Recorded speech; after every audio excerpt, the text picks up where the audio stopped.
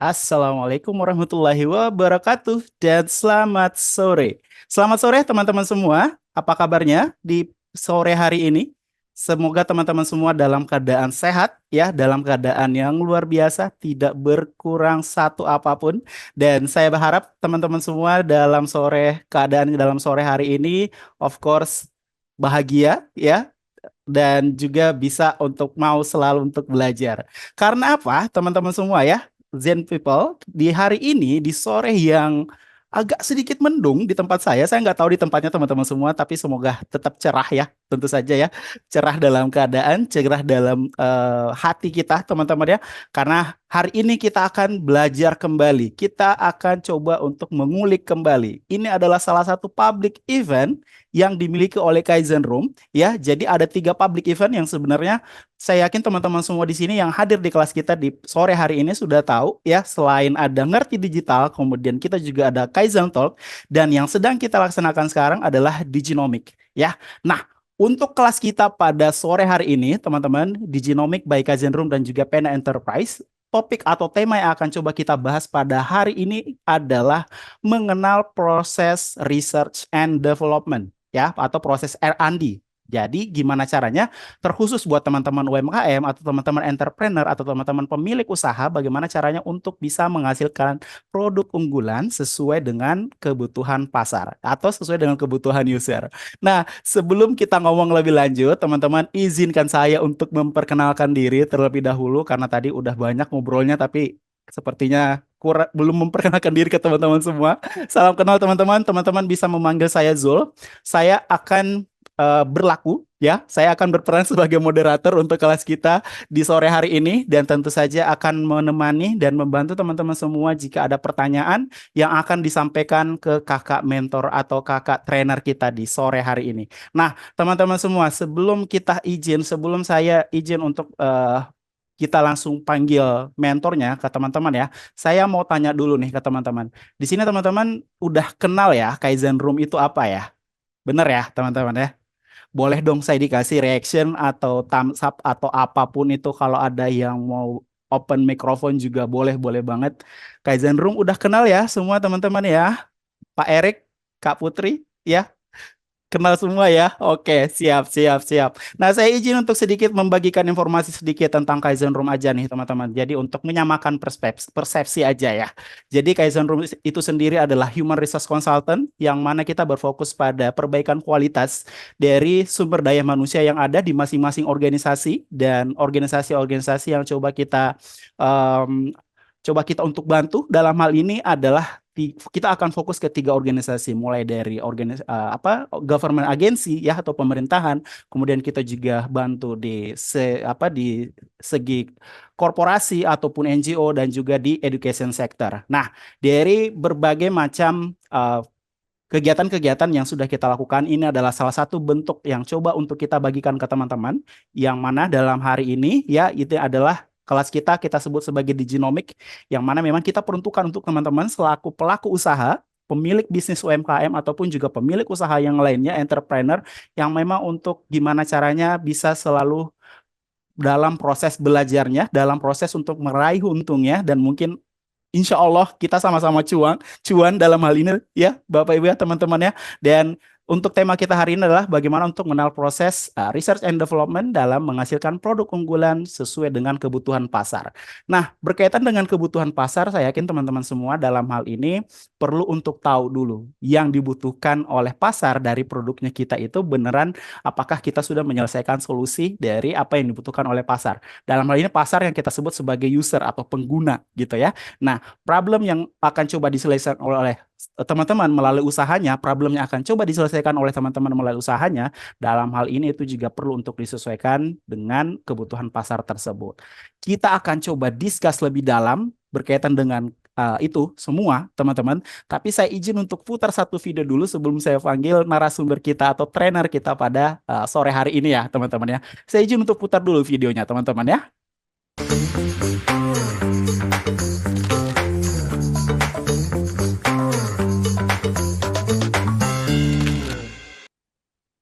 Oke, baik teman-teman.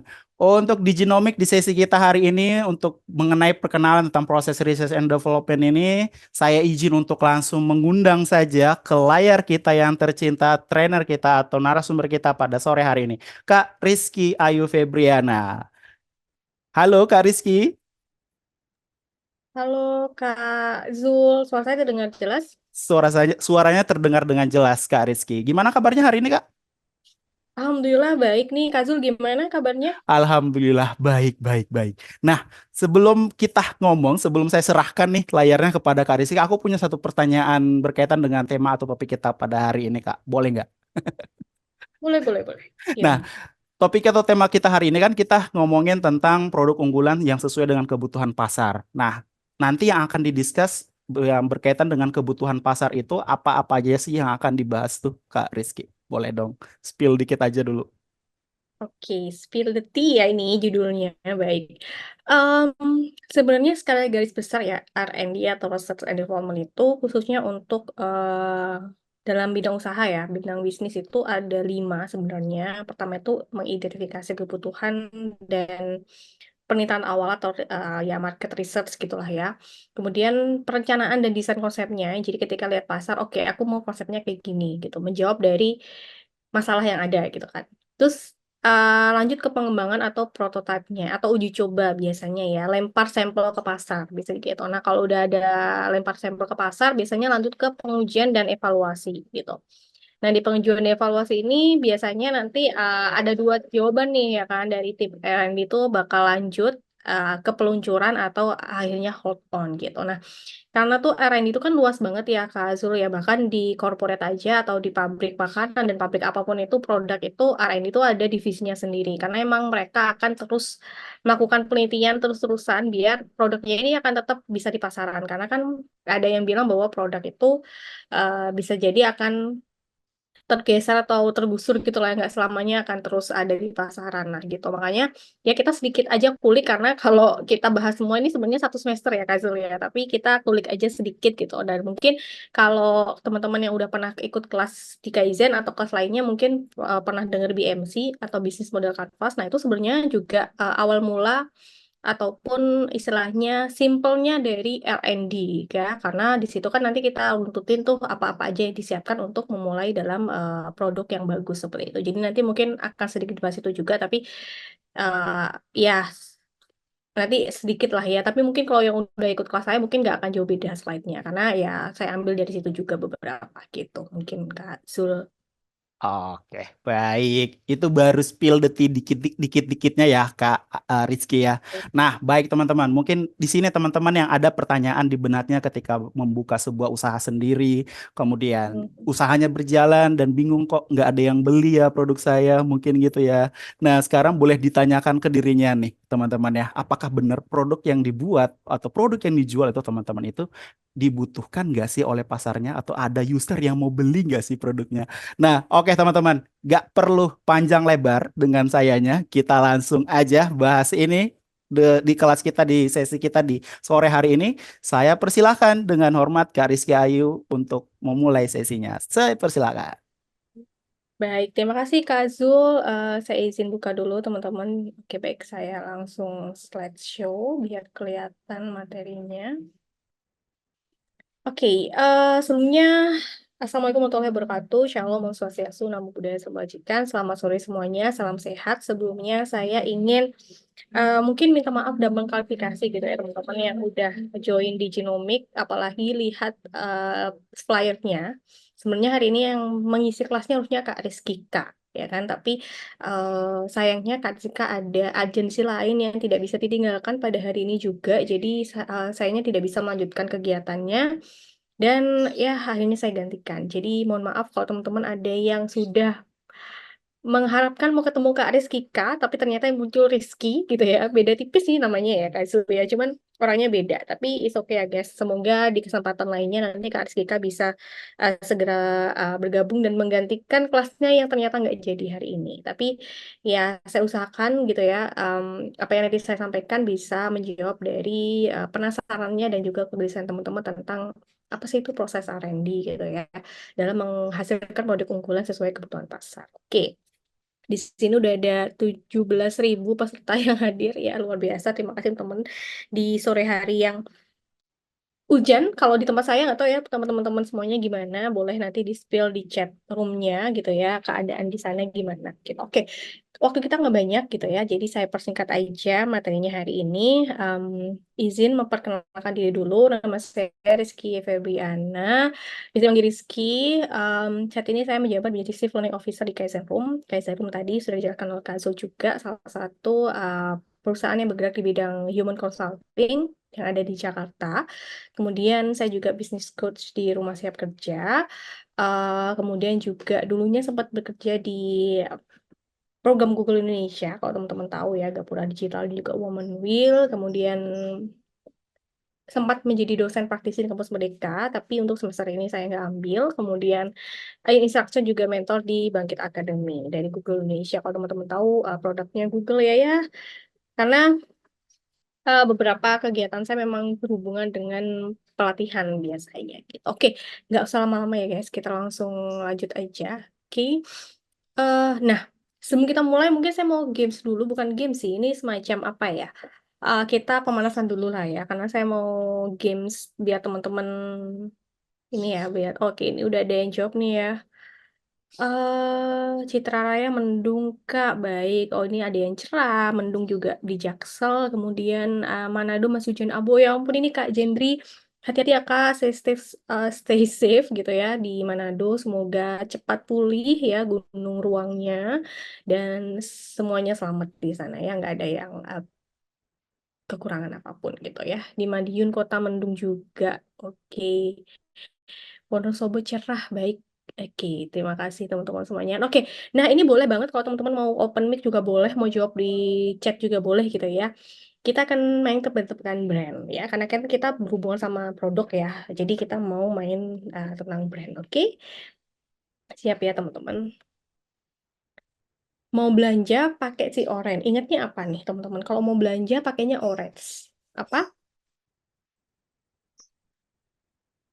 Shopee, oke. Kak Putri udah langsung spill Shopee ya betul banget ya. Semua setuju ya. Kalau mau belanja pakai orange tuh pakai Shopee gitu ya.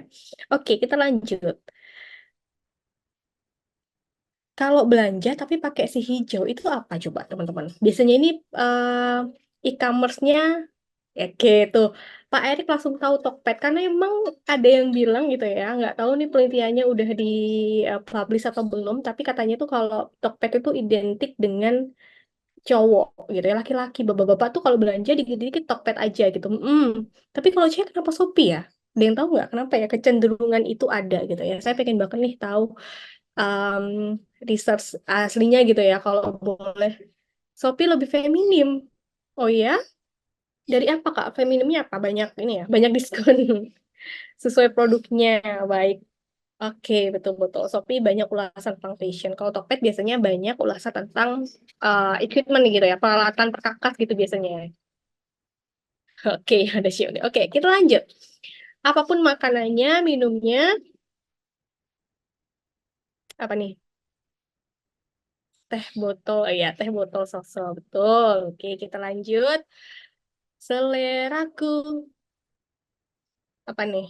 Nah, oke, Indomie, bener banget. Indomie seleraku. Seleraku kamu. Aduh, ini Kak Zul nih ya, sore-sore. Orang pintar minum antangin. Waduh, ini ada beda ini ya, beda merek ya ternyata. Tolak angin sama antangin. Waduh, ini kalau antangin apa ya? Kalau ini sebenarnya jawabannya adalah tolak angin ya. Temen penasaran nih yang antangin itu. Oke, teman-teman mohon maaf ini ada azan sebentar ya. Saya hold dulu kita ambil nunggu azannya selesai ya, teman. Sebentar. Ya, alhamdulillah sudah selesai. Oke, kita lanjut ya, teman-teman. Selanjutnya adalah buat anak kok coba-coba. Nah, ini kayaknya Gen Z udah nggak nonton mungkin ya, tapi kalau saya masih dapat iklan ini. Soalnya oke, teman-teman. Kazul, soal saya oke? Oke ya, oke. Nah, ini apa nih teman-teman? Buat anak kok coba-coba. Ayo iklan apa? Ini kalau Gen Z nggak tahu saya wajar sih ya.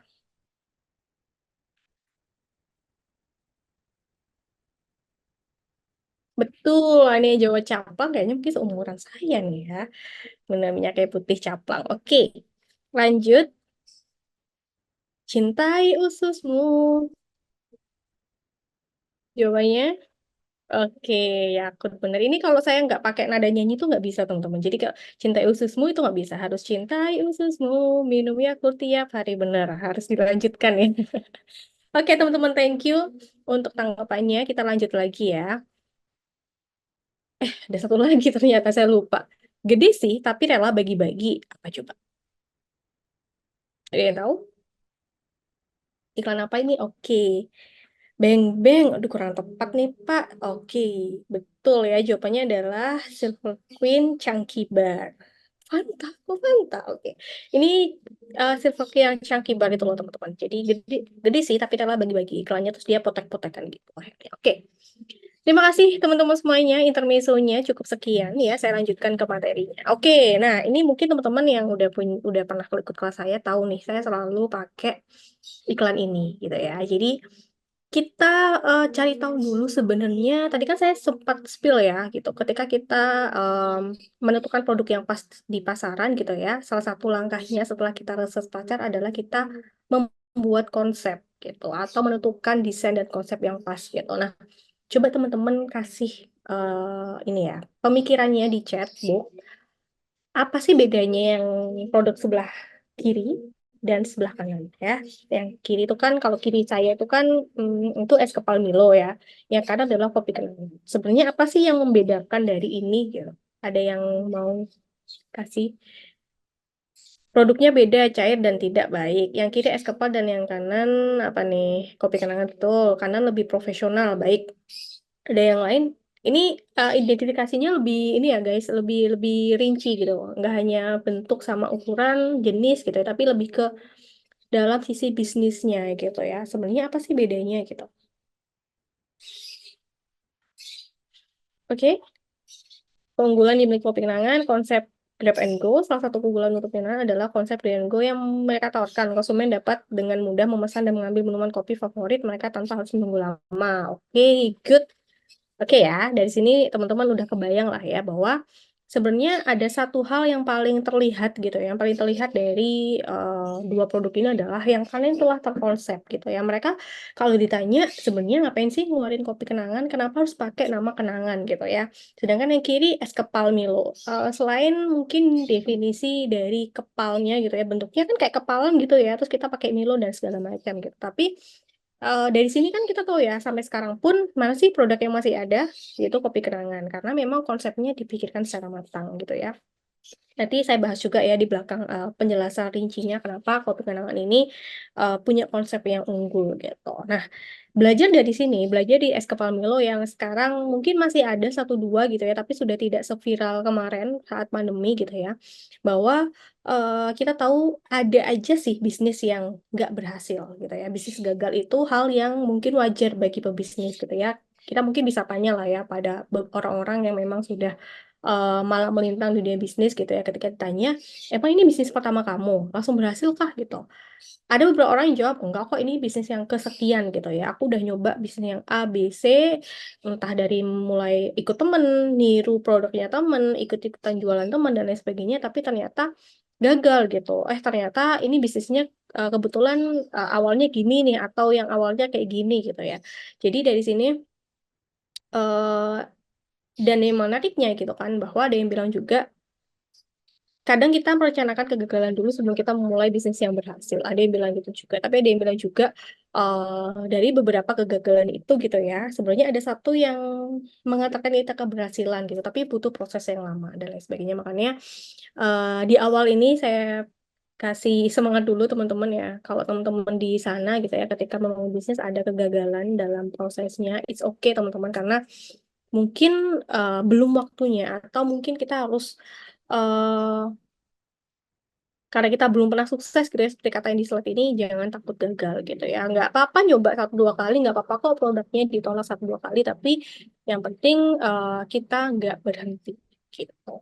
Nah, saya ada video ini menarik sekali tentang gimana sih cara simpelnya kita menemukan peluang di pasar gitu ya, peluang adanya produk gitu. Jadi ini disclaimer dulu teman-teman. Secara gampangnya gini, sebenarnya kalau ditanya produk apa sih yang cocok di pasaran gitu ya. Sebenarnya yang perlu pertama kita tahu adalah masalah apa sih yang ada di pasaran gitu. Jadi kita kan punya produk itu adalah solusi gitu ya. Jadi kita itu adalah solusi atau jawaban dari masalah yang ada. Masalahnya apa? Ya kita cari di masyarakat. Masyarakat butuh apa sih? Masyarakat kesulitan apa sih? Customer kita ini mereka apa yang mereka butuhkan. Nah, kita cari solusinya, kita cari jawabannya, akhirnya produk kita menjadi jawaban dari masalah tersebut gitu. Kalau ternyata produk kita itu tidak menjawab, ya pasti nggak laku dong, karena yang dibutuhkan pasaran bukan jawaban kita gitu. Nah, ini ada video, boleh kita lihat dulu sebentar. ความฝันของฉันเริ่มต้นจากถั่วงอก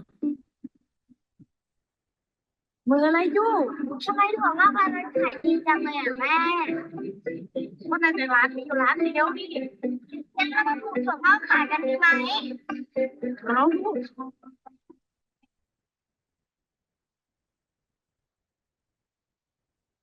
นี่ตัวเร็วๆเหมือนถั่วงอก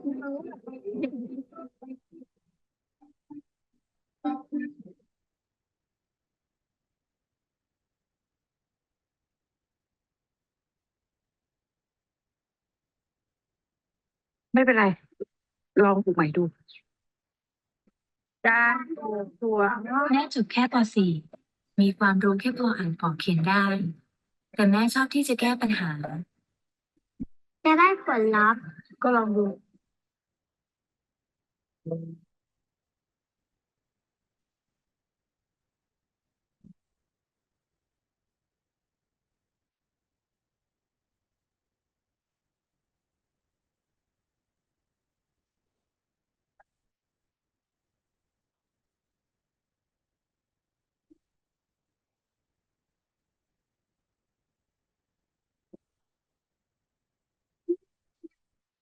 ไม่ทำไม อะไรไม่ได้ลง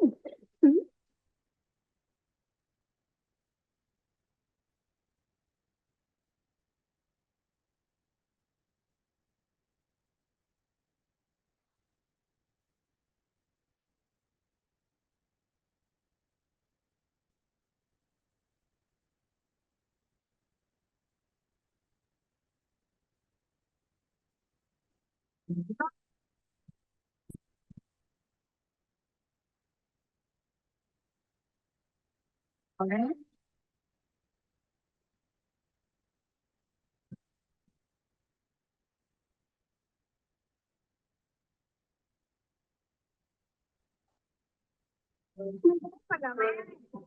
ลองดูนะคำว่าลองดูถึงได้นี่แหละเป็นปุ๋ยอย่างดีที่คอยบำรุงรากของความอยากรู้ อยากทดลองของฉันให้งอกงามไม่มีวันสิ้นสุด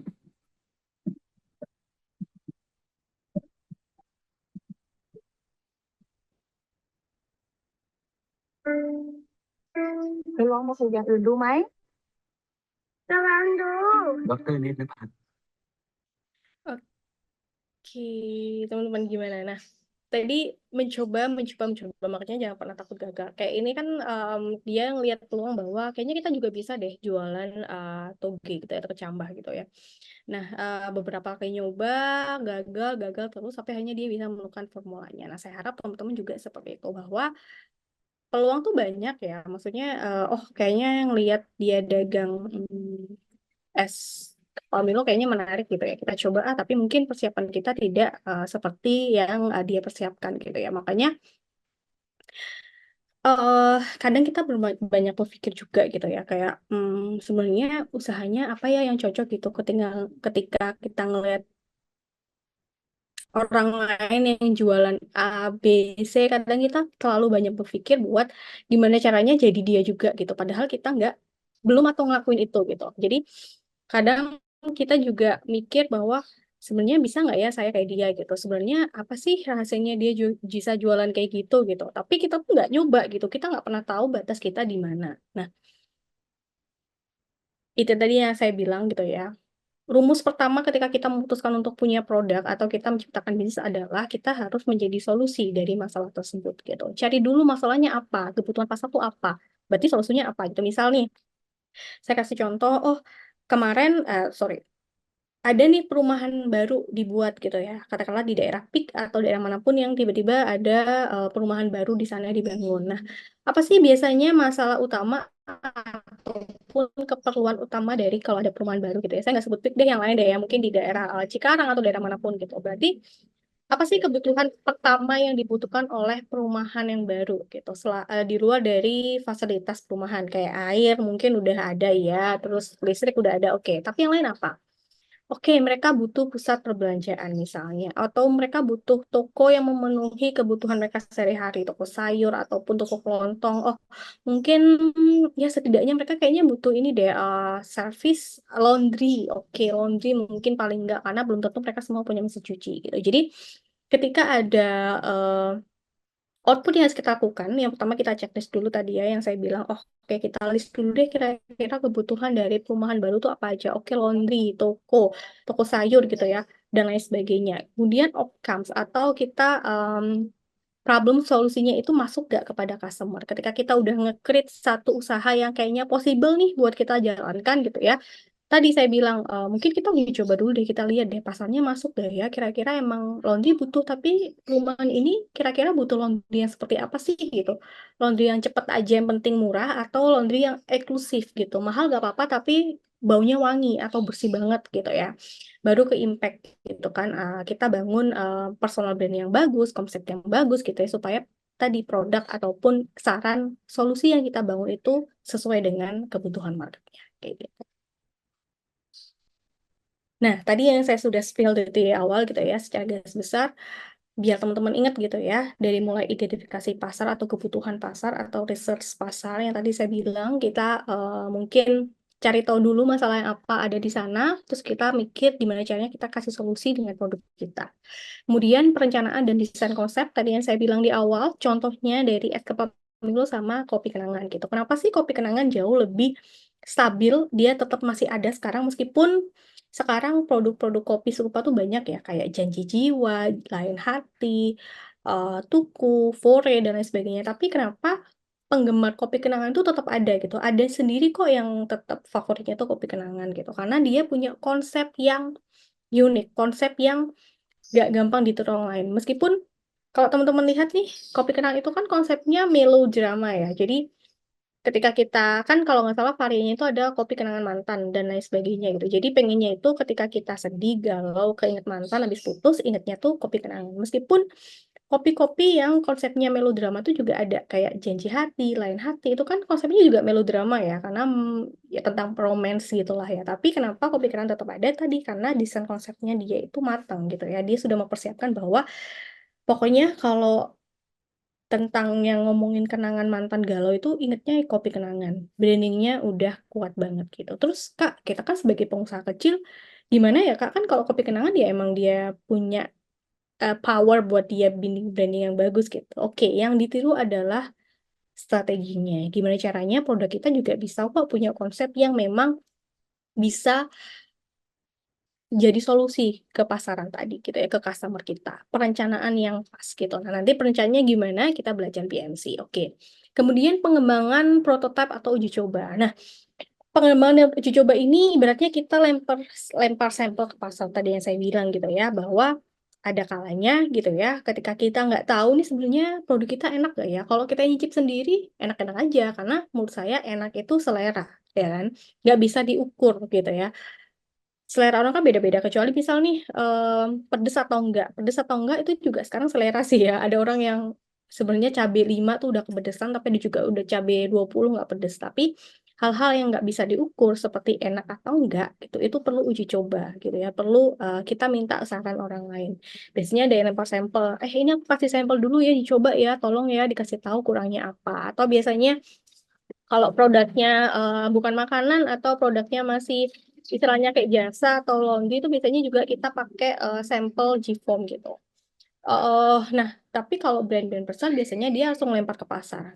Teman-teman ingat ini kalau saya belum nemu ya rilis hasil beneran ini hanya uji coba atau enggak di website, tadi saya udah cari tapi nggak ketemu, tapi ini berdasarkan apa yang saya dengar dulu gitu ya dari salesnya langsung. Jadi teman-teman ingat nggak ada produk Aqua Rasa ya, jadi produk Aqua, minuman Aqua apa namanya, yang rasa strawberry, jeruk, masih inget gak sih?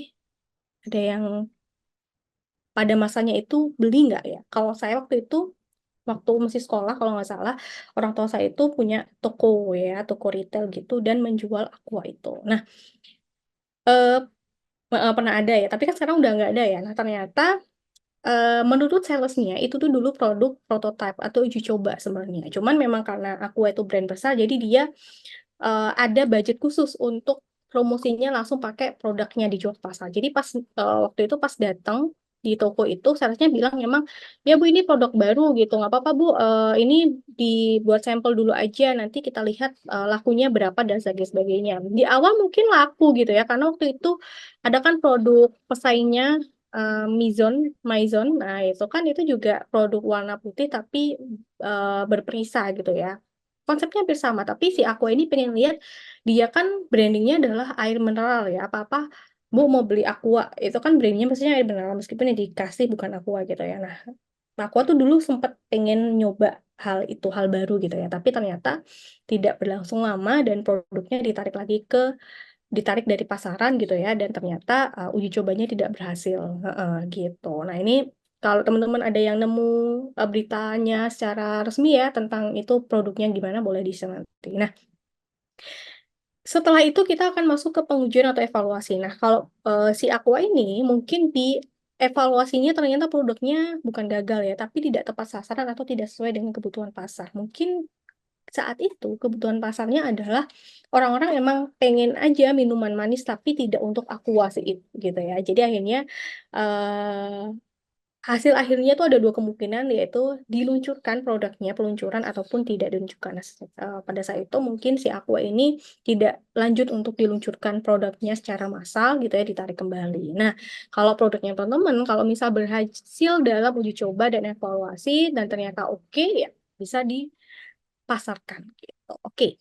Lanjut ya teman-teman. Nah, 9 tahap analisa bisnis model. Nah, tadi yang saya bilang, angka awal tuh kan yang paling pertama adalah research pasar gitu ya, menentukan dari mulai kebutuhan pasar apa, pakai promosinya apa, kita jualannya pakai apa, kemudian hilir mudik produksinya kayak gimana. Nah, biar gampang kita pakai yang namanya BMC atau Business Model Canvas gitu ya teman-teman. Business Model Canvas itu dari mulai pasar potensial, menganalisa pasar, kemudian value proposition-nya atau apa sih yang kita janjikan ke orang gitu. Produk kita ini punya nilai apa sih gitu.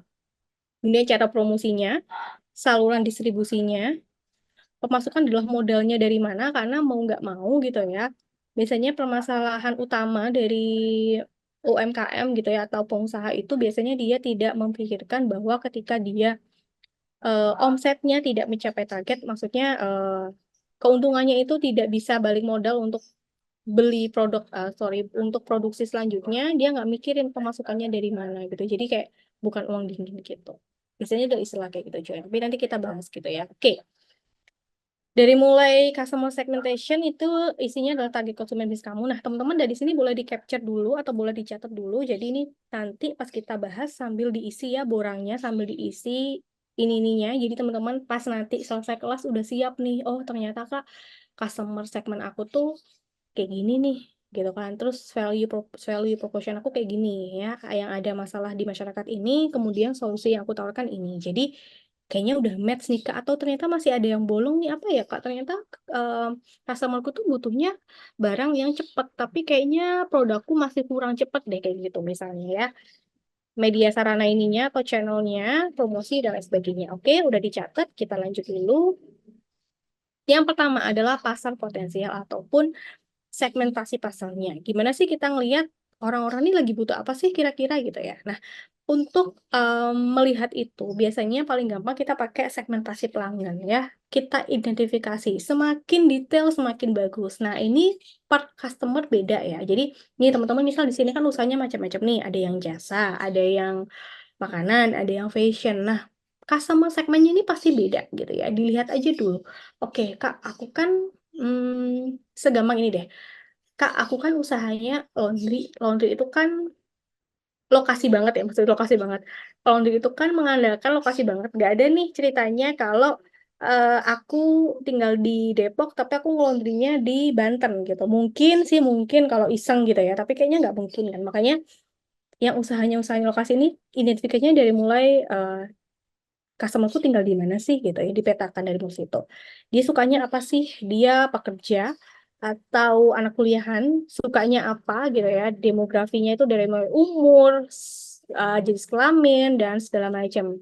Psikografinya juga kesukaannya apa gitu ya. Ini semakin rinci semakin bagus. Nah, biasanya biar lebih gampang lagi gitu ya, biasanya saya kasih contoh tadi ya. Kalau misal nih di lingkungan tersebut ada perumahan baru yang mereka itu sulit untuk nyuci baju dengan wangi gitu. Misalnya biasanya kan masalah perumahan baru tuh kan akhirnya sering macet gitu ya, akhirnya cuciannya bau, nggak kering gitu ya, atau dia udah semingguan nggak nyuci. Nah, berarti kan masalah yang ada adalah sekelompok orang-orang ini butuh jasa laundry yang cepat dan wangi. Nah, kita kasih solusinya adalah ya udah kita punya usaha laundry yang wangi dan cepat, misalnya kayak gitu ya, sesederhana itu.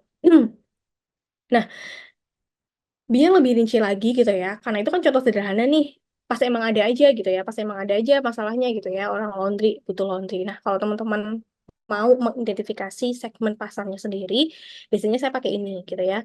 Dari mulai demografi, itu dari mulai umur, etnis, tingkat pendidikan, kemudian status pernikahan, pekerjaan gitu ya. Kenapa kok status pernikahan itu penting? Nah, kalau usahanya ternyata wedding organizer atau MUA, biasanya kan paket yang kita tawarkan untuk, ini mohon maaf ya teman-teman ya, yang saya baca gitu ya, ternyata paket-paket pernikahan, misal untuk pasangan single gitu ya, anak-anak muda nih, Gen Z atau milenial yang udah mau nikah, biasanya paket pernikahannya tuh beda loh sama khusus paket pernikahan yang rata-rata misal usia matang nih, yang emang nikahnya baru umur 30 ke atas. Atau bahkan ada juga loh paket pernikahan simple untuk, mohon maaf, untuk orang-orang yang menikah untuk kedua kalinya. Jadi kebetulan nih pasangannya antara yang sudah pernah menikah nih, ya kan, misal ini dengan duda dan juga janda misalnya. Ya, ini sensitif banget ya teman-teman. Tapi ini contohnya emang seperti itu, emang ada gitu ya. Makanya ketika kita menganalisa, oh kak aku punya usaha wedding organizer gitu, perlu nggak ya aku memperhitungkan status pernikahan? Perlu, karena ternyata konsepnya itu beda loh. Orang-orang yang suka, mungkin yang anak milenial tuh sukanya gimana, dan ternyata pasangan-pasangan yang sudah pernah menikah itu sukanya yang simple misalnya kayak gitu. Makanya penting kita tahu gitu ya. Kemudian geografisnya, misalnya tinggal di negara apa, provinsi, kota, iklim, dan tingkat populasi juga. Gitu. Sesederhana gini, misal Kak, aku tuh punya usaha, misal jasa servis AC gitu. Kak, aku tuh mau buka cabang misalnya gitu ya. Aku sih base-nya di Surabaya, tapi kayaknya aku belum mau buka cabang. Aku punya dana nih Kak, aku mau buka cabang di 2 kota. Kira-kira aku lebih butuh cabang yang pertama aku buat di kota Gresik, Sidoarjo, atau kota Batu ya Kak. Nah, secara geografis itu kan kota Gresik jauh lebih panas ya dari kota Batu gitu. Mungkin urgensinya akan lebih menjawab permasalahan di kota Gresik daripada di kota Batu. Karena mungkin orang yang menggunakan AC tidak sebanyak di kota Gresik dibandingkan kota Batu. Ya ini perumpamaannya aja gitu ya. Dan selanjutnya ada psikografis atau kepribadian kepercayaan. Nah ini biasanya berkaitan dengan gaya hidup nih teman-teman ya. Eh, Misal nih teman-teman nih punya usaha frozen food gitu, nugget homemade gitu. Nah, mungkin teman-teman cara promosinya di ibu-ibu rumah tangga yang tinggal di PIK sama tinggal di Kabupaten Cikarang mungkin beda gitu ya dari mulai perilakunya. Oke, yang ibu-ibu Cikarang ini perilakunya mereka suka belanja yang diskonan misalnya karena mereka mostly adalah pekerja pabrik kebanyakan, jadi mereka butuh yang praktis, cepat, murah aja nih Kak. Tapi mungkin buat ibu-ibu di PIK karena mereka adalah ibu-ibu rumah tangga aja yang penghasilannya atau penghasilan suami kepala rumah tangga ini lebih dari 10 juta per bulan. Oke, mereka nggak mempermasalahkan harganya, Kak. Yang penting kualitasnya, karena mereka concern banget sama pertumbuhan anaknya, misalnya. Nah, itu juga harus kita pikirkan, teman-teman, karena semakin detail segmentasinya, untuk kita bikin konsepnya nanti akan semakin mudah, gitu ya. Dan juga perilaku konsumen tadi ya, misal konsumen ada yang suka, misal dia tadi ya kalau dia pekerja, berarti dia suka yang cepat aja kayak gitu-gitu. Oke, kita lanjut. Nah, contoh pertama ya, ketika kita meluncurkan sebuah produk gitu ya, misal nih produknya adalah Mixway. Teman-teman bisa tebak nggak kira-kira segmentasinya itu seperti apa? Kira-kira sasaran targetnya ini orang-orang yang seperti apa sih? Umur berapa? Tinggal di mana? kesukaannya apa, perilakunya apa. Boleh di-share di chat box gitu ya. Gak usah lengkap, misal nih, ke aku, kalau dari aku kayaknya umurnya segini. Oke, kalau dari aku kayaknya dia orang-orang yang suka kayak gini gitu. Atau yang lainnya, boleh di chat box ya. Sambil saya jelaskan juga. Jadi yang pertama, mungkin kalau dari umur, bukan segala umur ya, karena di sini kan ada boobanya. Nah, biasanya nggak disarankan anak-anak balita atau balita yang minum ya. Jadi biasanya ini untuk yang usia sekolah lah ya, usia SD 7 tahun ke atas gitu. Kemudian biasanya tinggal di daerah yang rame gitu ya, suka jajan gitu ya. Kemudian apalagi kalau untuk yang tinggal rumahnya mungkin ini segala wilayah ya, bisa di daerah padat penduduk, juga bisa di perkotaan juga gitu. Nanti teman-teman bisa lanjutkan nih teman-teman, karena waktunya sudah hampir selesai, saya lanjutkan. Nah, beda sama yang ini nih tadi ya, sebenarnya saya mau membandingkan ya tadi ya, dengan yang produk ini Chatime. Chatime dan Mixui harganya relatif lebih mahal Chatime, berarti segmentasinya juga beda dong. Mungkin kalau ini banyak kan dijual di mall atau di gerai-gerai gitu, sedangkan Mixui mungkin lebih banyak dijual di dekat stasiun gitu. Meskipun Chatime juga ada di stasiun gitu ya, dekat stasiun, tapi segmentasinya jelas beda gitu. Oke, kemudian value proposition atau apa yang dijadikan. Setelah kita tahu nih segmentasi di pasaran kayak gini gitu ya, kebutuhan pasar tuh ini gitu. Kita lihat nih produk kita ngejawab gak sih dari masalah tersebut. Kita lihat value apa yang bisa kita tawarkan. Ya, biasanya biar lebih mudah saya mengidentifikasi adalah kita lihat dari kelebihan, manfaat, dan juga alasan kenapa sih orang harus beli produk kita. Nah, kelebihan itu atau yang ditawarkan pelanggan saat menggunakan produk gitu ya. Kemudian manfaat itu apa yang akan diperoleh pelanggan setelah menggunakan produk tersebut. Jadi biasanya ini akan selalu melekat pada produk tersebut gitu ya. Misal, oh kalau kelebihan itu dibanding minum atau dibanding pakai parfum merek lain, kalau parfum saya Kak nggak membekas di baju putih misalnya. Manfaatnya apakah? Oh aku bisa wangi sepanjang hari gitu kan, dan lain sebagainya kayak gitu ya teman-teman. Nah, kalau teman-teman masih bingung, jawab aja pertanyaan ini gitu. Masalah apa sih yang bisa diselesaikan melalui produk atau layanan Anda gitu. Oh, Kak, tadi kan udah cek ya, Kak. Kalau masalah yang ada itu orang-orang butuh laundry yang cepat. Oke, Kak, aku tuh bisa jamin ada laundry express-nya. Aku tuh punya service laundry express gitu. Terus agar yang apa sih yang membuat Anda menarik atau berbeda dari kompetitor? Kak, yang punya laundry nggak cuma kamu aja. Apa sih yang membedakan? Oke, Kak, kalau aku nih udah express, aku tuh bisa pilih wanginya lebih dari 10 varian. Misalnya, aku udah beda nih Kak dari kompetitor. Karena kalau kompetitor itu wanginya cuma 2 jenis Kak, tapi kalau aku ada 10 jenis. Oke. Mengapa pelanggan membeli atau menggunakan produk kamu? Kenapa? Jawabannya, oke Kak, karena produk aku itu bisa diantar jemput misalnya gratis selama dalam radius 1 kilometer misalnya. Jadi, kalau kalian masih bingung value-nya apa, coba jawab dari pertanyaan ini. Gitu ya. Kita lanjut dulu. Nah, selanjutnya,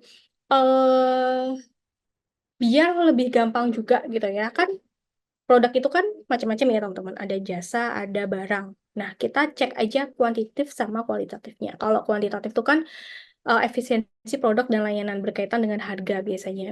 Jadi gini, oh Kak, di laundry aku itu semakin banyak semakin murah Kak, karena kalau cuman kayak aku minimal 2 kilo deh Kak gitu, tapi per kilonya 5.000 jadi 10.000. Tapi kalau dia mau 15 kilo ada potongan nih Kak, jadi cuman berapa, 1 kilo 3.000, 3 kali 5 35.000, tapi di aku hanya misal berapa gitu ya, dikurangi cuma 30.000 misalnya. Kalau kualitatif itu tentang pengalaman produk yang dihasilkan atau dirasakan oleh konsumen Kak. Kalau aku lebih menekankan kualitas nih Kak. Jadi kalau kuantitatif aku nggak ada diskon Kak kalau dia lebih banyak, tapi aku bisa jamin meskipun dia laundrynya banyak, aku pasti jamin pasti bersih, nggak akan kecampur misalnya gitu. Jadi kita bisa identifikasi aja dari produk kita sebenarnya apa sih yang mau ditonjolkan gitu.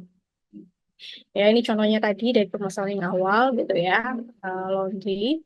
Kemudian, nah aku mau tanya nih teman-teman ya, teman-teman pasti tahu ya ini apa? Ini air mineral merek Le Mineral. Oke, yang di pasaran itu kan yang banyaknya galon aqua ya warna biru. Coba sekarang coba teman-teman kasih apa sih yang membedakan galon ini dengan aqua? Ini saya tidak maksud untuk membandingkan suatu produk secara signifikan ya teman-teman. Ini contoh aja. Jadi si Le Mineral ini punya value proposition yang unik dibanding aqua. Kalau teman-teman coba deh identifikasi kira-kira apa nih yang membedakan botolnya. Oke, ada Kak Admin. Ternyata Kak Admin kompetitif ya. Ini ya, ikut menjawab nih. Isinya lebih kecil dari Aqua, betul. Ergonomis, oke. Mm-mm.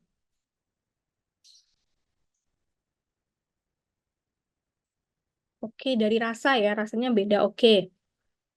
Ada manis-manisnya, betul, emang ya. Tagline-nya emang. Galon tidak isi ulang, betul. Oke, sebagian besar sudah menjawab benar gitu ya. Jadi yang paling menonjol dari value proposition-nya si Elimineral. Jadi Elimineral ini mengklaim bahwa dia satu-satunya galon yang tidak dapat ditiru. Jadi si Aqua mungkin memang udah merajai pasar ya. Banyak banget tuh galon Aqua, apalagi kita tuh gampang untuk isi ulang air Aqua dimanapun gitu ya, bisa ditukar. Nah, si Limineral ini mengklaim unique value-nya adalah dia air mineral galon gitu ya, ukuran besar yang tidak bisa ditiru karena galonnya tidak bisa diisi ulang. Jadi dia ngeklaim bahwa airnya pasti air murni, nggak mungkin dipalsukan, ya kan? Karena galonnya tidak bisa diisi ulang. Nah, itu unique value dari si mineral gitu. Oke, selanjutnya adalah saluran distribusi ataupun channel atau biasanya kita sebut apa ya? Cara kita buat memberitahu ke customer bahwa kita tuh jualan ini gitu ya. Kalau tadi contoh yang pertama kan pakai bakso ya, sama laundry, oke. Biasanya mangkal punya punya apa namanya? Punya em, gerai di mana gitu. Nah, contoh kedua ini misal produknya adalah merchandise K-popers gitu ya, entah kaos, entah baju, entah topi dan lain sebagainya. Nah, si segmentasi pasarnya adalah ada dia usianya 14 sampai 20 tahun, suka video K-pop dan aktif di sosmed, Gen Z, belum punya penghasilan sendiri. Berarti cara distribusi kita biasanya apa? Lewat sosmed, karena itu salah satu platform yang gratis gitu kan. Jadi setidaknya orang-orang yang mungkin belum punya penghasilan pribadi bisa mengakses atau menjangkau produk kita kayak gitu. Nah, ini contoh kedua gitu ya, mirip Stray Kids. Bukan Mbak, ini siapa ya? Ini adalah Astro. Astro, tahu ya? Boy band Astro yang ada Cha Eun-woo-nya. Ini ada Cha Eun-woo loh ini ya. Nah, ini yang baju hijau atas ini Cha Eun-woo. Jadi ini boy band Astro ya.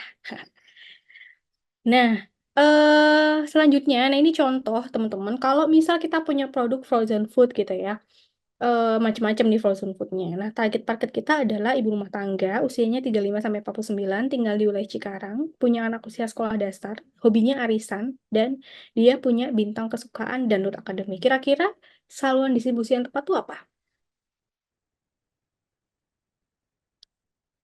Oke, biasanya bisa lewat platform WA group gitu ya, WA group terus kita betul lewat WA, oke yang paling gampang gitu ya. Terus nih ada salah satu tadi kan saya bilang pas kita segmentasi itu ada kita mengidentifikasi kesukaan. Nah kesukaannya dia adalah bintang Danut Academy. Kita bisa nih bikin promosi yang pakai lagu dangdut misalnya, lagu India atau apalah yang memang sering dia tonton gitu. Jadi paling tidak kita bisa menggait atensi dari dia kayak gitu ya.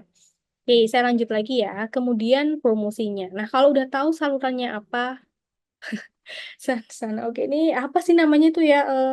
Ya itulah ya filternya dari TikTok. Nah, kalau udah tahu nih caranya gimana tadi ya. Oh, Kak, aku memutuskan karena usahaku ini berdasarkan lokasi.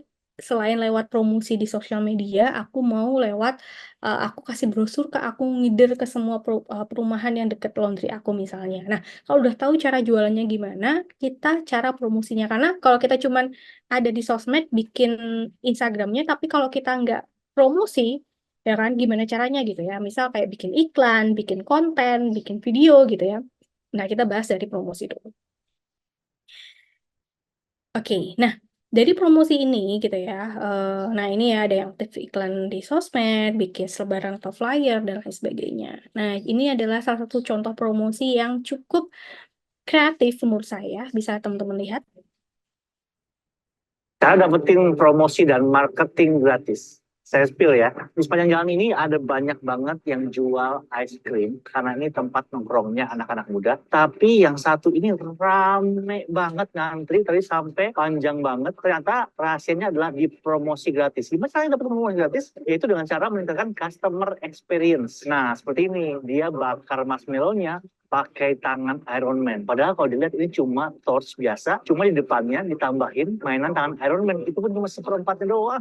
Ini menjadi atraksi atau customer experience yang akhirnya itu banyak yang bikin story-story dan update ke sosial medianya masing-masing. Sehingga makin banyak yang ngantri karena efek marketing gratis ini.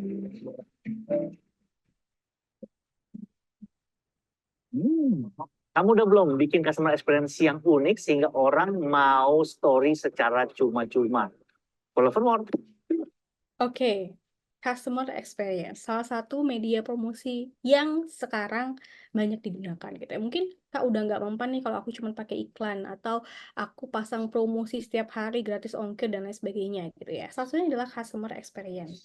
Contohnya kalau di Indonesia yang udah sering banget banyak digunakan seblak prasmanan. Teman-teman tahu itu juga salah satu jenis customer experience loh, karena kita menyajikan experience yang berbeda kepada orang ketika makan seblak prasmanan. Biasanya kan kalau prasmanan itu apa sih? Di warteg ya, atau makanan atau di kawinan aja gitu, atau makanan-makanan makanan rumahan gitu ya.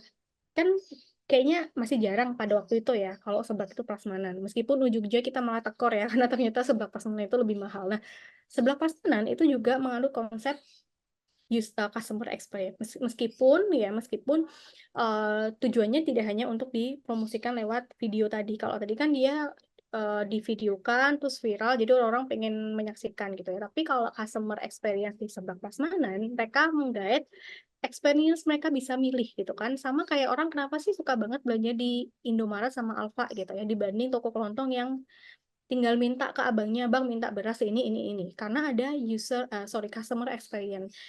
Sebenarnya ketika kita datang ke Indomaret gitu pasti ini ibu-ibu, mbak-mbak semuanya, bapak-bapak juga merasakan sebenarnya ketika kita datang ke Indomaret kita tuh tahu kita mau beli apa. Oke, tujuanku sabun aku habis nih, aku mau beli sabun. Tapi apakah kita langsung ke sabun?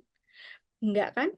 Muter dulu aja deh lihat promosi ke susu, buka tutup kulkas, tutup lagi, buka lagi, meskipun ujungnya cuma beli sabun, tapi kita merasakan customer experience milih-milihnya itu loh yang healing ya kan. Di sini ada pasti ibu-ibu yang healingnya ke Indomaret milih-milih.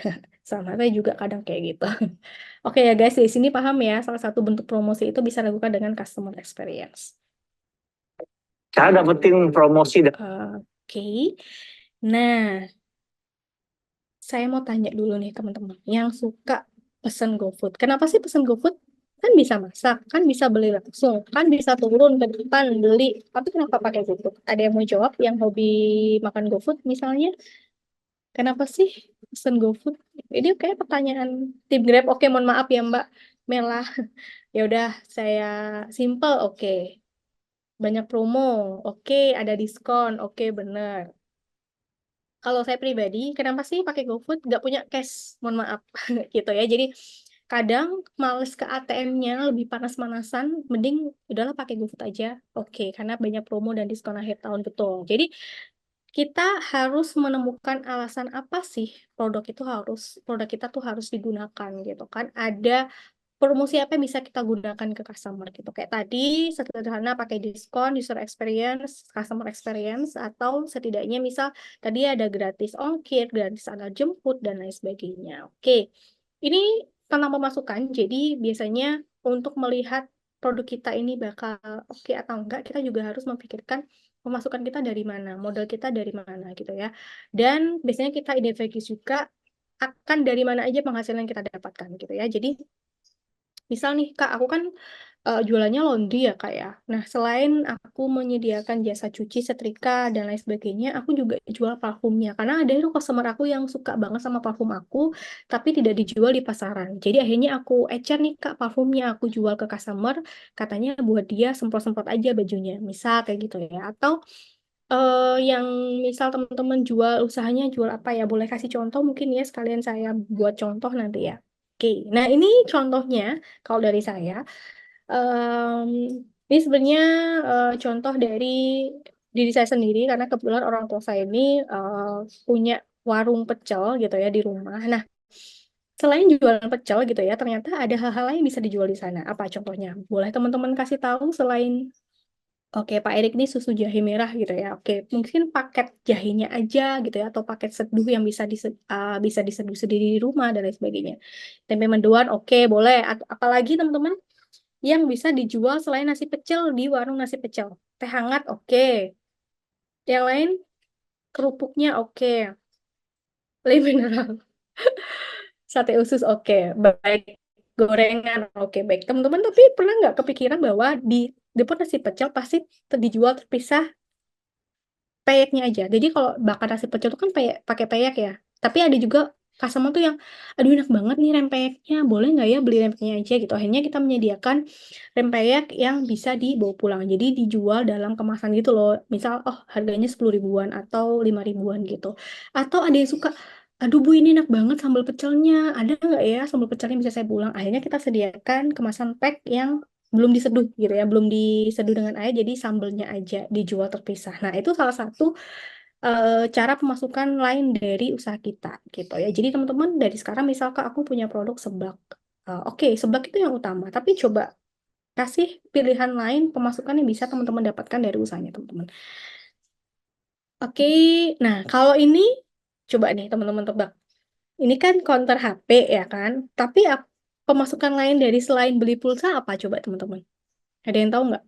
Ini sering banget sih ada mungkin di beberapa wilayah gitu ya. Ini ada yang tahu charger, aksesoris, oke. Yang lain yang nggak ada hubungannya sama HP, jual parfum bener. Teman-teman ada nggak sih yang ini ya apa namanya real fokus sama minuman dingin bener. Tapi kan di sini ada jual parfum, biasanya jual korek juga gitu ya, permen gitu ya dan lain sebagainya. Benar banget. Nah, maksud saya tuh di luar dari niche usahanya teman-teman, misal kayak yang ini jualan counter HP, ternyata dia juga jual parfum misalnya. Nah, itu salah satu sumber pemasukan juga buat kita. Ini aktif utama, teman-teman jangan lupa boleh banget loh kalau kita tuh bikin buku pedoman usaha atau SOP kita. Jadi mulai misal nih Kak, aku tuh jualan seblak ya, balik lagi atau tadi soal jualan susu jahe merah gitu ya. Dari mulai pengadaan bahan Kak, aku kalau ke pasar harus jam segini karena itu waktunya dapat bahan jahe yang baik misalnya. Kayak mama saya itu kan karena jualan nasi pecel, dia selalu belanja jam 2 pagi karena harus dapat tahu yang enak. Kalau yang jualannya jam 3 pagi ke atas tuh tahunya nggak enak misalnya. Jadi dia apa menjamin kualitasnya dengan tadi rajin gitu ya. Dia udah pasti pengadaan barangnya tuh harus gitu. Kemudian pengolahan, kita bikin SOP-nya. Pengolahannya harus matangnya segini nih gitu. Kalau misal laundry, kalau belum selesai muter ya jangan diberhentikan misalnya kayak gitu. Atau misal kalau misal wanginya belum sesuai atau bajunya belum kering berarti belum bisa disetrika misalnya gitu ya. Dan pendisiplinan atau penjualan. Oke, tadi yang udah contoh, saya cepetin aja gitu ya. Ini contohnya gorengan tadi ya. Aduh, mohon maaf ini enak banget ya sore-sore sambil hujan. Proses pengadaan beli bahannya, digoreng, dan akhirnya dijual. Oke. Sumber daya utamanya apa? Nah, ini biasanya kita juga perlu loh teman-teman memikirkan bahwa eh kalau kita jualan tadi susu jahe merah misalnya, pemasok utamanya kan misal kita harus beli jahe, tapi ada juga nggak mitra utama yang kita gunakan. Jadi misal nih, Kak, aku tuh kerjasama sama pemasok susu sapi lokal di daerah saya, tapi saya nggak cuma punya mitra satu, Kak, ada juga yang cadangan. Jadi misal mitra utama saya nggak bisa, saya udah punya cadangan. Jadi nggak ada yang ceritanya saya tiba-tiba nggak jual karena betul, ada 2 vendor yang wajib. Oke, boleh. Ada yang cadangan juga gitu ya. Jadi, jangan sampai dengan alasan vendornya nggak jualan, jadi kita nggak jualan, nggak bisa. Itu nggak mungkin. Kecuali ada fenomena tertentu. Misalnya nih, kayak kemarin mama saya pas hari raya keberapa itu nggak jualan. Karena memang satu pasar nggak ada yang jualan. Nih, biasanya disebut hari raya ketupat kalau di saya. Jadi, dia nggak jual, nggak boleh ketergantungan. Bener banget, Pak Erik. Jadi ada kalanya di momen tertentu emang nggak jualan gitu ya. Kayak tadi misal lebaran, momen hari lebaran dan lain sebagainya. Itu juga nggak apa-apa gitu ya.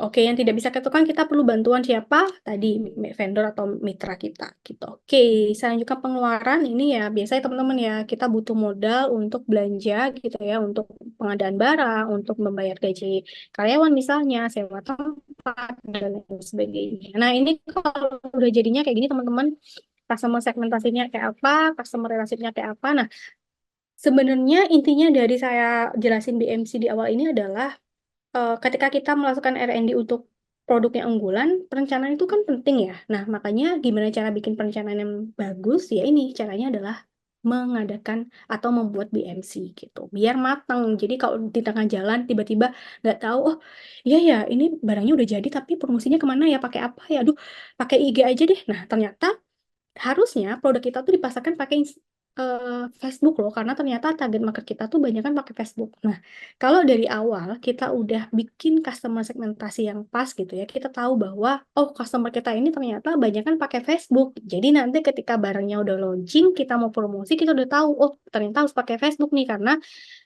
pelanggan kita ini ada di Facebook misalnya gitu ya. Jadi gunanya biar produk kita tuh bisa unggul dan efektif di pasaran ya tadi kita sudah merencanakan secara lengkap dari mulai pemasaran, promosinya, cara kita ngenalin ke pelanggan gitu ya.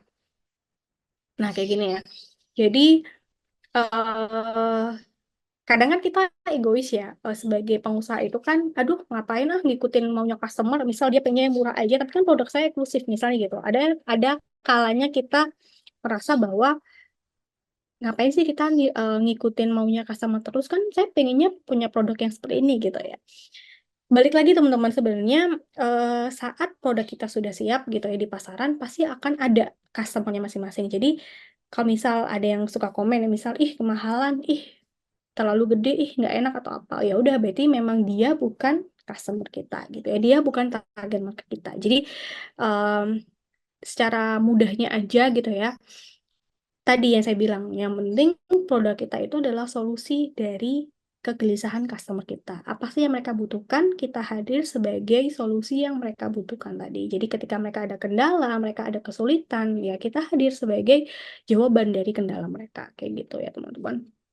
Jadi terakhir yang pengen saya bilang, penting banget buat memahami perilaku konsumen sesuai dengan produk yang kita tawarkan. Biar apa? Ya biar produk kita masuk ke sana, biar produk kita tuh nggak terombang-ambing di pasaran gitu karena nggak ketemu customer-nya siapa gitu ya. Saran saya sih jangan lempar produk tanpa kita tahu customer siapa, kecuali kita cuma mau uji coba gitu.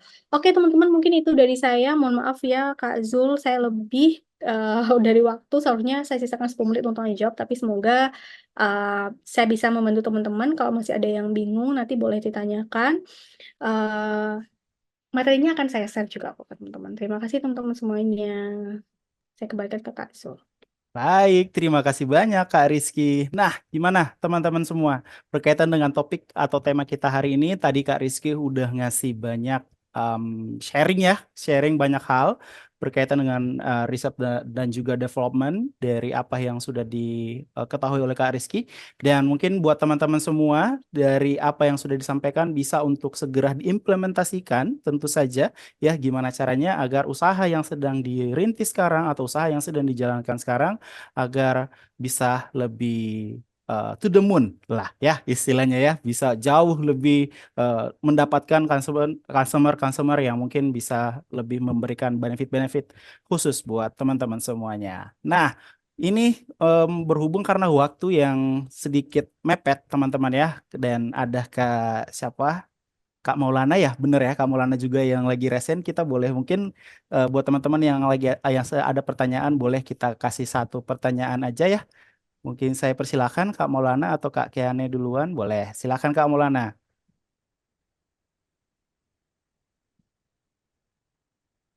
Halo, apakah bisa di-unmute? Oke, sudah kedengaran belum, Kak? Sudah. Gimana Kak?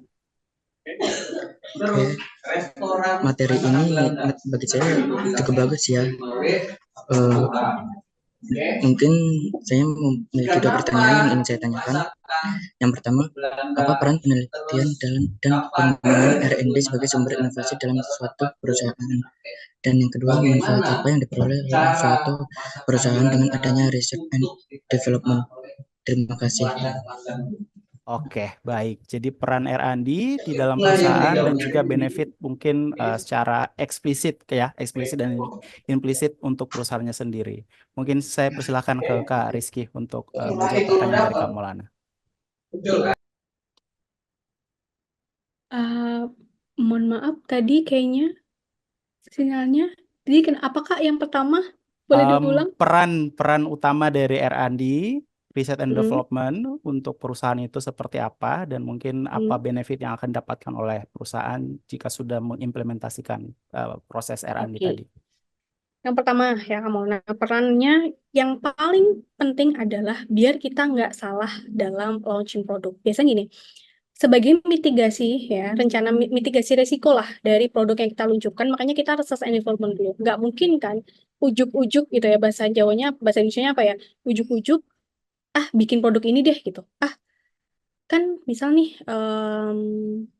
katakanlah es krim Walls gitu ya. Tiba-tiba es krim Walls ngeluarin rasa anggur gitu misalnya tanpa dia research sama develop dulu produknya. Jadi research dulu, oh ternyata produk anggur yang bisa diterima oleh masyarakat, anggur yang rasanya asam misalnya gitu. Terus gak di-develop sama dia, dibiarin aja dengan rasa anggur yang pertama yang dia ciptakan misalnya gitu.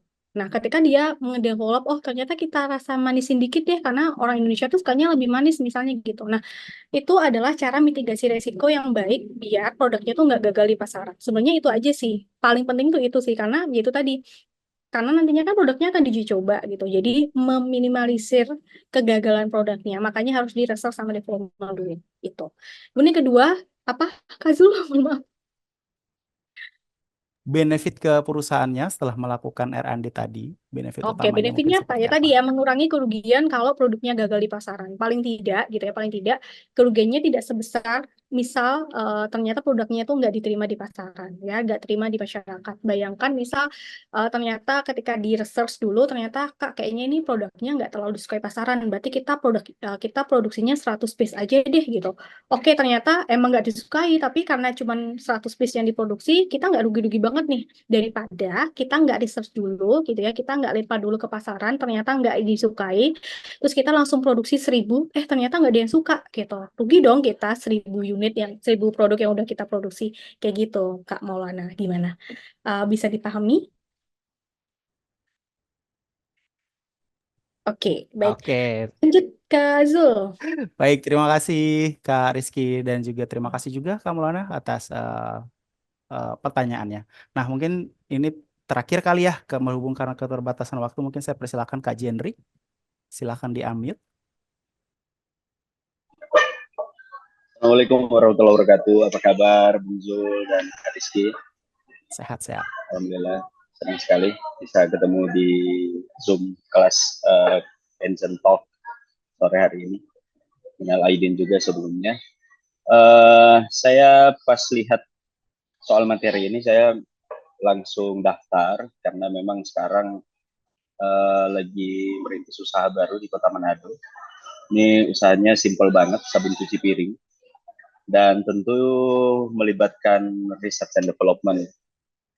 2 bulan kita laksanakan R&D.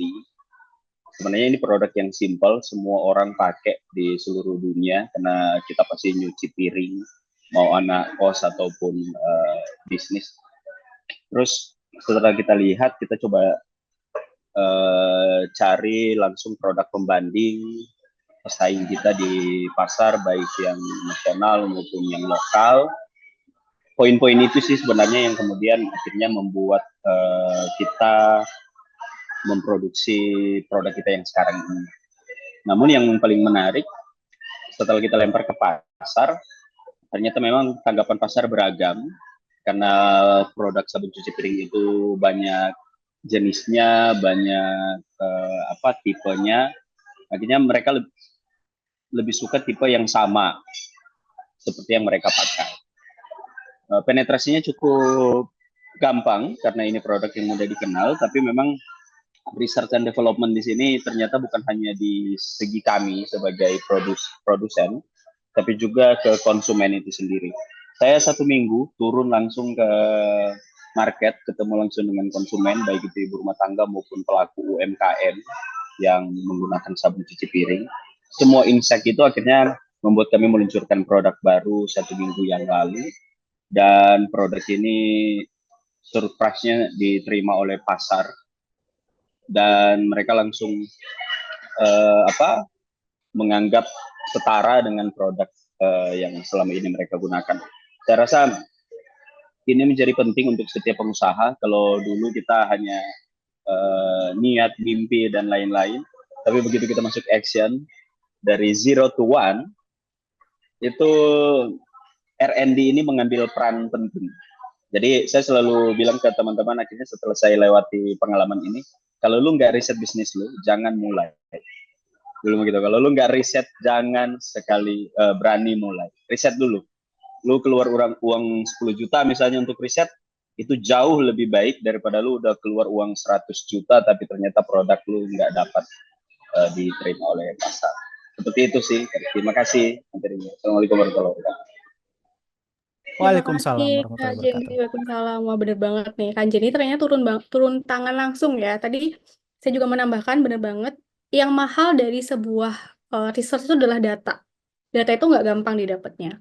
Makanya kalau ada pengusaha yang mau capek buat cari data sendiri itu keren banget. Karena data itu kan banyak ya. Kita bisa cari kok di Google kayak berapa angka pengguna sabun cuci di kota Makassar, di kota Medan atau dimanapun itu banyak. Tapi kita nggak bisa tahu langsung. Yang suka tuh yang kayak orang apa sih? Dummy doang. Atau orang-orang yang memang ya udah aku yang penting suka sabun cuci, cuma aku nggak pernah cuci piring. Itu kan beda ya. Makanya ketika kita pengen terjun langsung, tanya gitu. Kita nanya orang, misal, Ibu, misal nih, kayak yang dilakukan mama saya juga ya.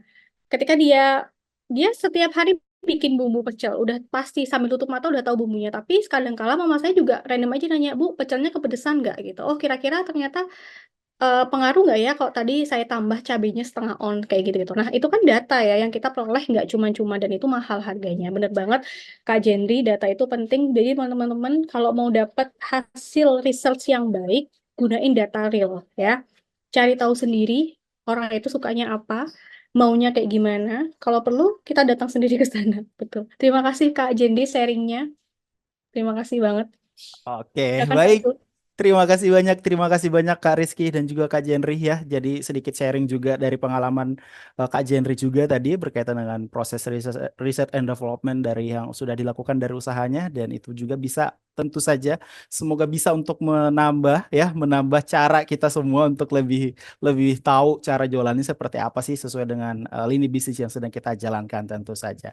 Oke, baik teman-teman. Berhubung karena ini sudah mepet banget ya waktunya ya, dan sudah kita udah di penghujung acara juga, dan saya lihat sebenarnya masih banyak pertanyaan-pertanyaan yang disampaikan oleh teman-teman di kolom chat, dan mungkin izin nanti saya infokan ke teman-teman bahwa jika teman-teman masih ada pertanyaan ya ke trainer kita atau narasumber kita hari ini, nanti boleh di reach out aja ya Kak Rizky di sosial medianya. Mungkin Kak Rizky boleh di-mention aja sosial medianya ada di mana. Saya persilakan. Oke, sosial media ada di ini saya chat sambil chat di grup di chatbox aja ya, Rizky Baik.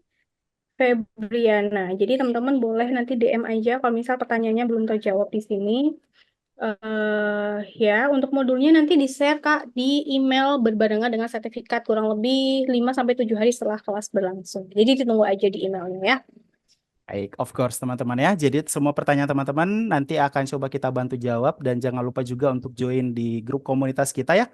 Tentu saja ya, karena nanti di sana juga akan banyak informasi-informasi berkaitan dengan kelas yang kita akan laksanakan di sesi-sesi berikutnya. Bukan hanya di Genomics saja ya, ada sesi Kaizen Talk dan juga ngerti digital juga.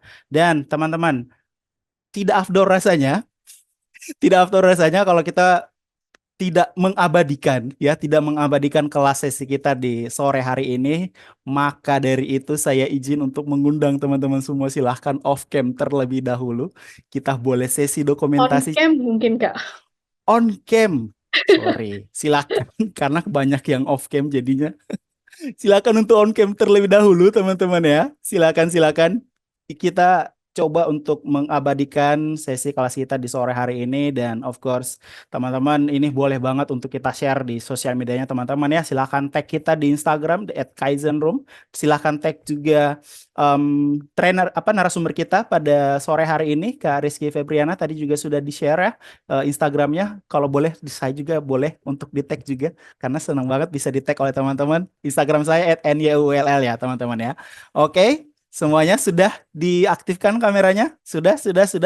Oke, baik teman-teman. Silakan, saya tunggu. Nah, kalau sudah, saya izin silakan untuk memberikan senyum terbaiknya. Saya izin untuk screenshot dulu untuk sesi kita di sore hari ini. 1, 2, 3.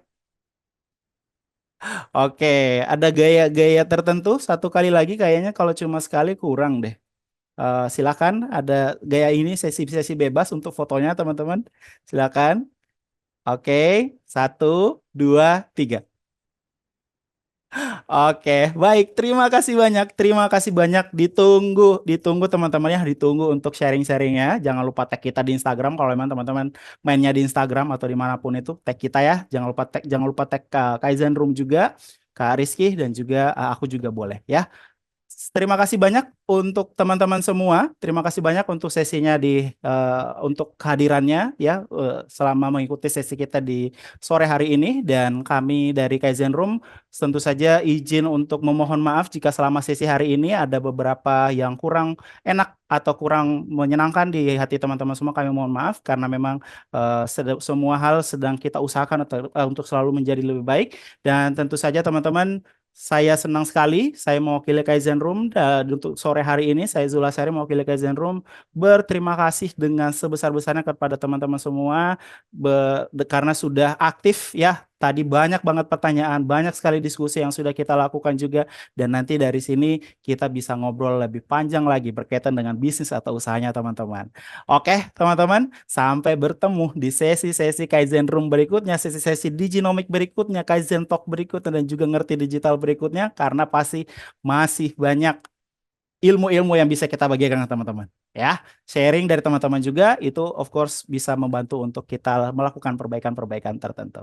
Baik teman-teman, saya pamit undur diri. Terima kasih banyak, sampai bertemu, dan selamat sore. Assalamualaikum warahmatullahi wabarakatuh. Terima kasih. Terima kasih Kak Zul, terima kasih semuanya. Sampai jumpa lagi di kelas di Genomics selanjutnya. Terima kasih, sehat selalu.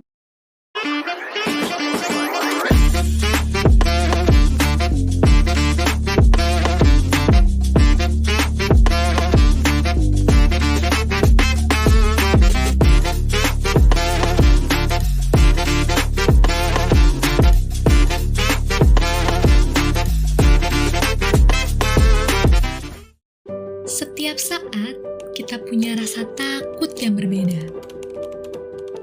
Waktu kecil, kita takut jatuh saat bersepeda, takut dimarahi saat hujan berjalan, takut pula untuk berseluncur saat bermain. Tapi setelah beranjak dewasa, rasa takut itu terasa berbeda. Takut kehilangan pekerjaan, takut tidak mendapatkan pekerjaan, takut kehilangan produktivitas karyawannya, atau bahkan takut kalah saing dengan teknologi. Satu-satunya cara biar nggak lagi takut adalah berubah. Menambah nilai-nilai baru melalui soft skills maupun digital skills yang relevan demi beradaptasi dalam era yang dinamis ini.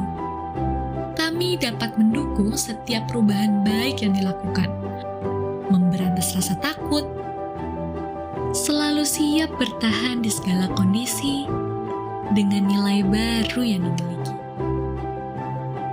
Karena bagi kami, 1 tambah 1 bukan sama dengan 2, melainkan 3. Bersama kita bangun nilai baru.